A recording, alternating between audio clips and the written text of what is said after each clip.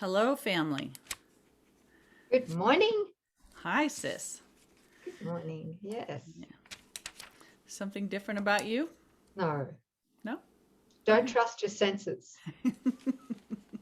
All right, I won't. You look lovely. Thank you. We're on lesson 345, but before we do, sis and I were discussing that lesson 344 would have been properly supported had we mentioned a particular blog that we thought coupled it like a fine wine with the right meal.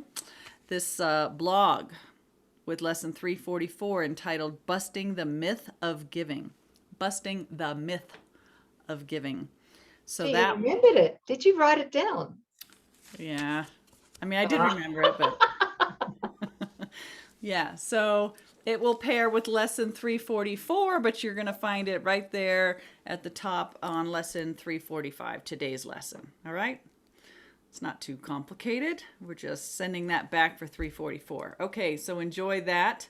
That's a big, big area, what the world teaches about giving and why the ego gives. Yeah, has nothing to do with true giving. All right. So this morning's lesson, yes, here we go. Lesson 345. I know our sis has some beautiful quotes to discuss, so I'm going to start us off with reading. And thank you for joining us. I offer only miracles today, for I would have them be returned to me. I offer only miracles today, for I would have them be returned to me. Father, a miracle reflects your gifts to me, your Son. And every one I give returns to me, reminding me the law of love is universal. Even here it takes a form which can be recognized and seen to work. Good The, point. mir- Sorry. Come on.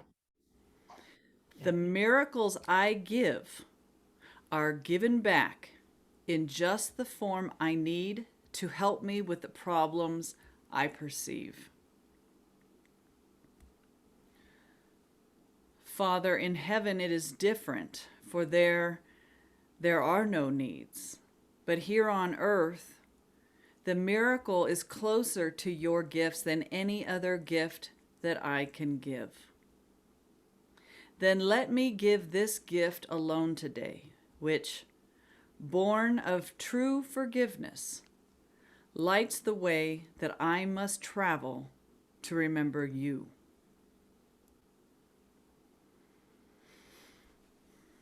Peace to all seeking hearts today. The light has come to offer miracles to bless the tired world. It will find rest today, for we will offer what we have received. I offer only miracles today, for I would have them be returned to me. Hmm. What were you going to say, sis? Yeah. There's a lot in this lesson. Well, there's a lot in every lesson, isn't there? Yeah. Um, Yeah. and really, two things here first. Nothing is real. And Sis and you and I talked about this yesterday.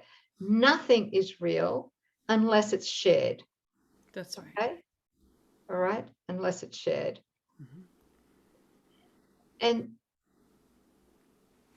so through the ego filter, we have no idea about true sharing. And because we don't really understand true sharing, we tend to resist miracles. Mm-hmm. Yeah. Yes. Okay. Without being conscious of what we're doing. Yeah.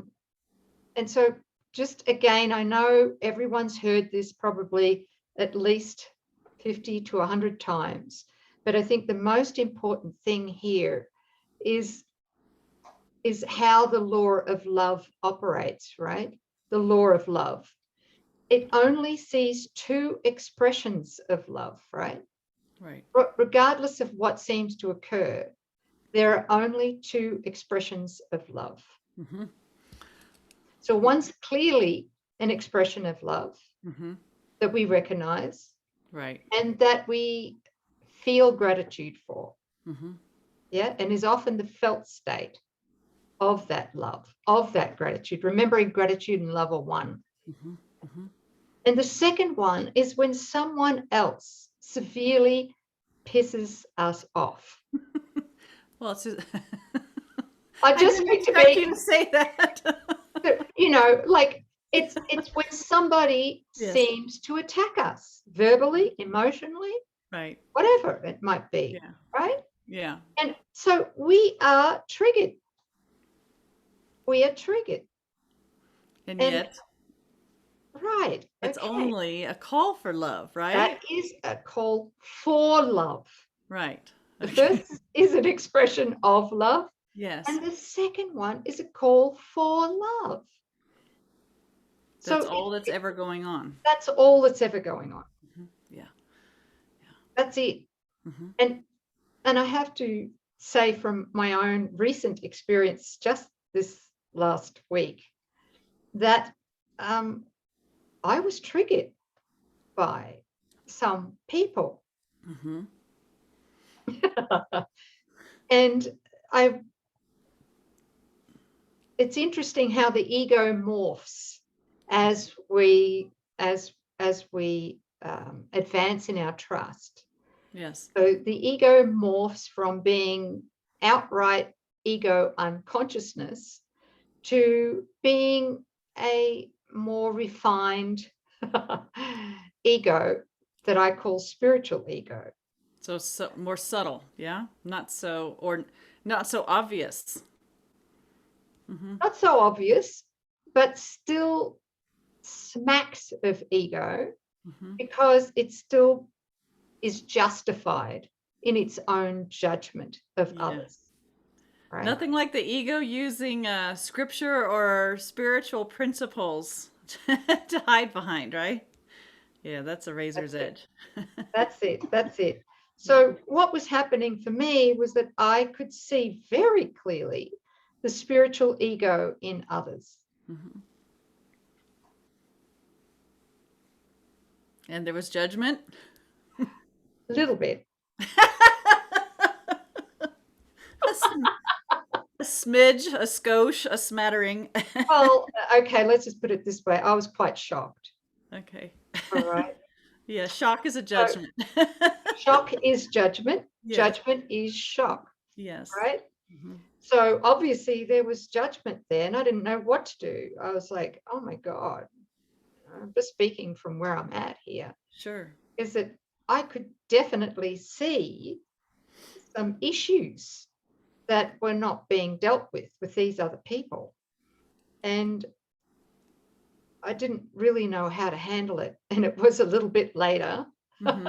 Mm-hmm. quite a lot later, that I realized, holy shit, Uh-huh. they're expressing a call for love. Yes. Was I answering that call for love? Not while there's judgment. No. So judgment prevents us from recognizing it as a call for love. If that's all that Holy Spirit's seeing, right? And if we're not seeing it as a call for love, it's because we, the mind, right? Mythical me mind, has looked out and used its past learning and what it thinks it knows and has judged it. And judging it is the way that it protects its autonomy. Instead of opening up and recognizing a call for love and then letting that love come forth in answer to that call for love, where you would be blessed and they would be blessed, right? Yeah, that judgment prevents the miracle from occurring. It does, sis. And just going back to my recent experience, thank God I went from vertical to horizontal. Yeah. And I was Horizontal to able vertical. to, sorry, horizontal to vertical. Yes. Is that right? Did I say? Yes. Yes. Oh, You Lord. got it. Forgive me, guys. No, it's great, sis. Um, yeah. So, I mean, right. So Mm-hmm.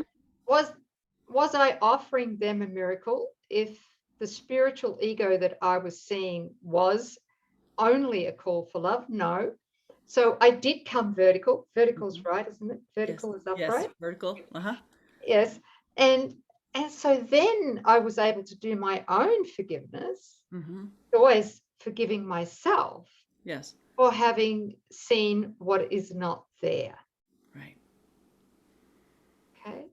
And so I was able to take that projection away Mm-hmm. from them and Mm-hmm. therefore from myself. Right. And then join with them in the pure heart, the light that we are in that Christ vision.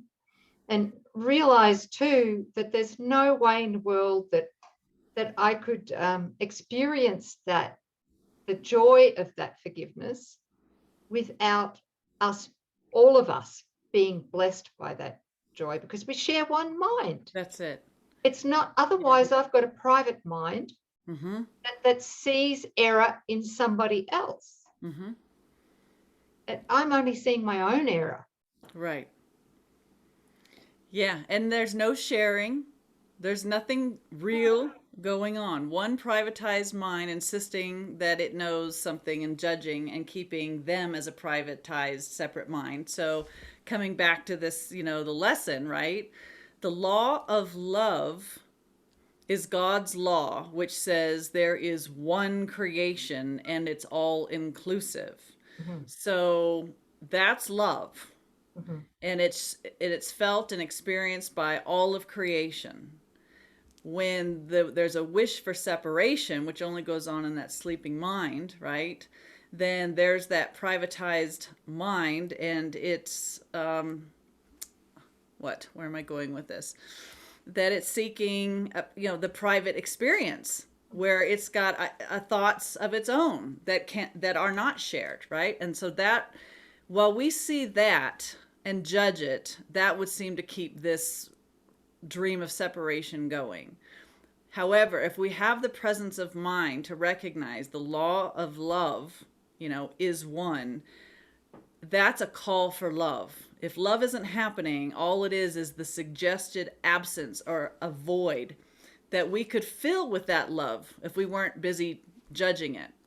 And we get the experience of receiving the correction, right, from love itself, and in our receiving it and extending it to our brother, it's shared, right? And so love again is experienced. So it would seem like judgment is like the guard at the gate. I'm either going to judge it and keep the idea of separation, or I'm going to go within, ask, receive, and let. Because why? I'm transcending self-interest. I want to close, forgive me, the gap, right? With this other one. Yeah, I'm not going to make what my senses are perceiving real. And like you were saying, there's just one mind. So while I'm looking at a brother and judging them, I'm starting to do this, and it's just symbols. It's not absolute, but it's helpful for me to sort of draw this line coming out from mythical me and embracing the entire universe, right? Mm-hmm. And knowing that anything that I'm seeing that is not love, that isn't under the law of love, it's mine for the correction. If I'm believing any of that's true, it's mine to correct. And I'm happy to correct it, right? This is not going on in God. If it's not happening there, it isn't real. So, do you want to feed the illusion, or do you want to be part of the solution? Which is I'm going to agree with God. I don't care what my senses are perceiving. I want to know what God's knowing, and my will and God's are the same. So I'm saying yes to God's law that says love is there. And you are that love that can answer the call for love in whatever you're seeing, whether it calls itself war or disease or an insane brother or unfairly treated or lack of any form, right? Yeah, that's a big one. People really wrestle with that. Like, well, what is the war over there having to do with my mind? Well, there's something in your mind that says that there's a place where God isn't all. There's a place where love isn't being expressed. That's not true. Love is always being expressed in the kingdom of heaven. And if we're not seeing that and we're believing it, that's ours to heal. Yeah. Because it's coming from our mind. It is. That's it. That's that. I've lassoed it all in. It's like if I see an absence of lack of love anywhere, and I'm having any judgment about it, and judgment is the sign that you believe that that's true, then that's mine to heal. Yeah. Thank you, sis. Thank you. I think we're getting it, aren't we? Finally. We're all, this beautiful family, we're all getting it. Yeah. Yes.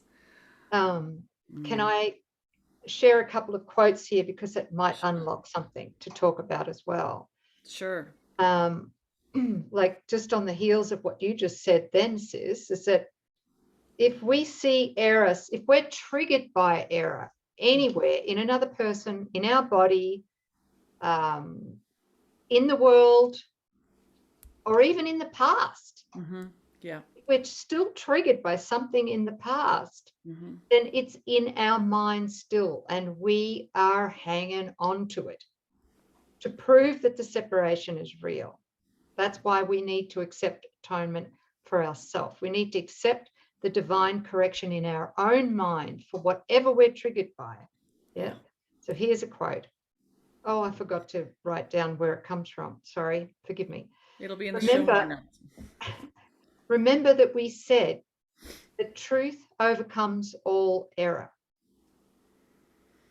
This means that if you perceive truly, you are cancelling out misperceptions in yourself and others simultaneously. How profound is that? That's awesome. Okay, isn't it? Yeah. Because you see them as they really, as the others, other people, because you see them as they were really created and can really create, you offer them, these are your brothers, your own validation of their truth. This is the real healing which the miracle actively creates. This is it. I offer only miracles today. This is today's lesson. For I would have them be returned to me. Okay? Yeah. So you know, I love this line. This means that if you perceive truly, you are cancelling out misperceptions in yourself and others simultaneously. It proves there is no private mind. No. There's just one mind, and one mind we share with God and with all our brothers and sisters. Thank God. Okay? And I love this. It's, you know, when we are steadily and consistently canceling out the errors in our perception, and we're doing this on behalf of ourselves and our brothers, he says, the miracles I give are given back in just the form I need to help me with the problems I perceive. You know, so it's like a two-way blessing, and the blessing may not be in a form that we're outlining or think, but it's always going to come back in a practical way, right? Yeah, I love that. Oh, that's very comforting, isn't it? Yes, yeah. And I think that's why everything's turning into this big, I want to say shit show, and then I'm going to try not to swear, but it's really applicable, right? Don't say shit. Shit show. Shit. Shit. Yeah. So the world's really in a state of upheaval. Somebody told me that there's the plagues going on in Egypt or something. I burst out laughing, and they looked at me, and I just said, I'm sorry. You know, the state of Washington's underwater, and there's scorpions in Egypt, and like, I just had to laugh. And I go, of course this is all happening because there's so much light. You know, because of those that are really doing the forgiveness work, it's like the lighter. We're really getting down into the throat, the guts of the ego thought system. So anyway, Yeah, that's true, sis. I mean, but it's interesting because, as you know, I don't watch the news. I don't either. I'm really And being I good don't have contact with the outside world as we know it, except for recently. Mm. Because we're very spiritual people. Yes. And you know, it just is. When you say that the world, what did you say, is in dire straits or something?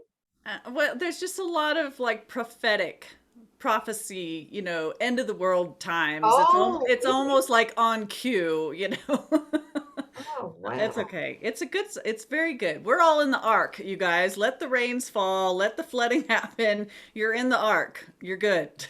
But I mean, if you're not obeying God, if you're not forgiving, if you're not healing your mind, and you're at the mercy of the world, it would be a frightening place to be, allegedly, if it were real. Yeah. Right. Well, that's Oh, great. Huh? yes. I'm so glad I know nothing about it. You're not missing anything. You're not missing anything. But I love that. In heaven, it is different. For there are no needs. That's how we know if what we're looking at is real or not. Yeah. Right, the same in the real world too, right? Yes. Yeah. So one more quote, Yeah. and this one's from the Manual for Teachers, section 22. The offer of atonement is universal. Mm. There's the miracle right there. The offer of atonement is universal. It is equally applicable to all individuals in all circumstances.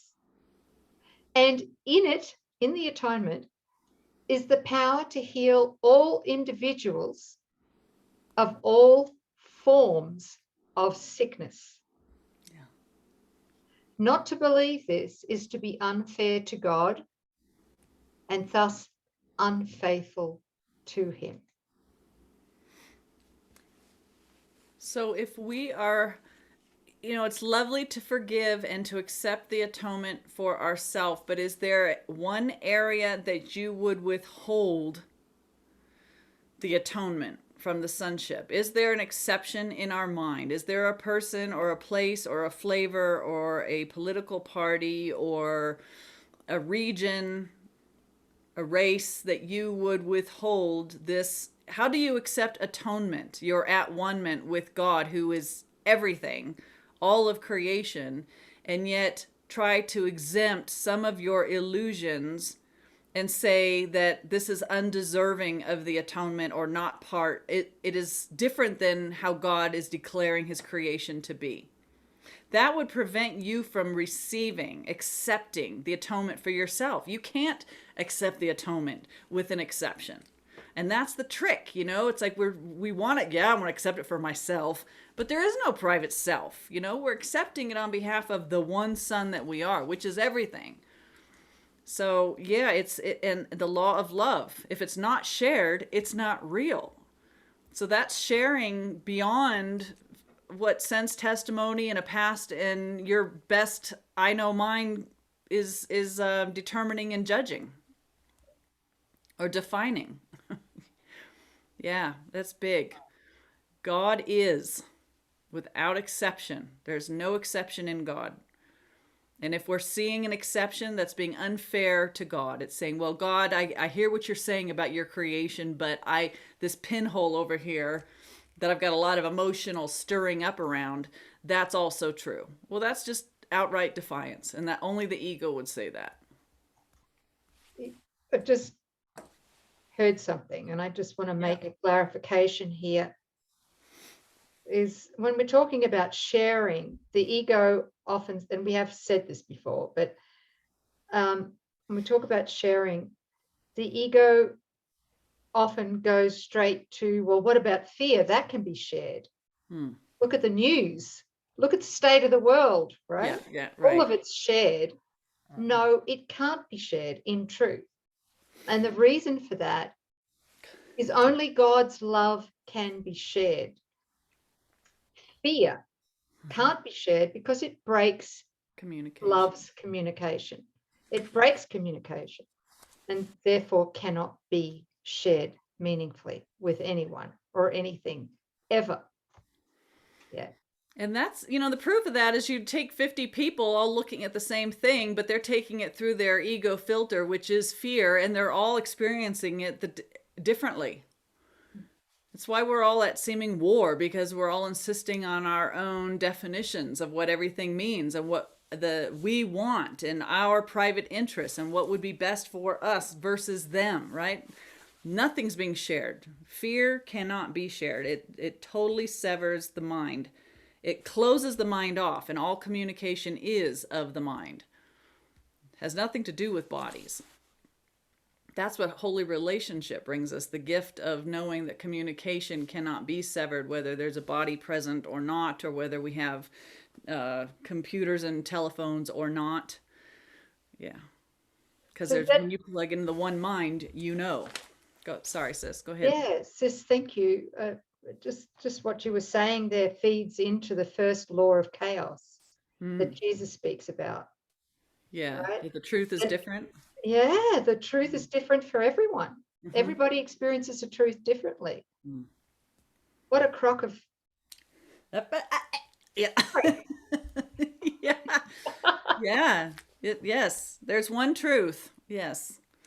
In the mind that's at one with, God or the Christ mind, it's the same for everybody because it knows that there is one truth. And our mind knows that. But as soon as you identify with the mythical me, boy, your filter prevents you from experiencing reality at all. And you're only experiencing fear through your pinhole of your definitions and your judgments. Oh, was that that was a beautiful quote. That was from the section in the manual, Are Healing and the Atonement Related? That is really powerful. Section 22. Yeah, if you're at all interested, that might be a great backup read. But do we have any blog or anything that we wanted to pad that out with? No? I forgot. I'm sorry. Okay. I confess. Well, then there it is. There's your assignment. Our Healing and the Atonement Related in a Manual for Teachers, section 22. Thank you. Good. That was just off the cuff. I don't know. Homework. Yeah. Right. Yeah. All right. Thanks, everybody. That's lesson 345. Thanks for joining. Thank you. Bye.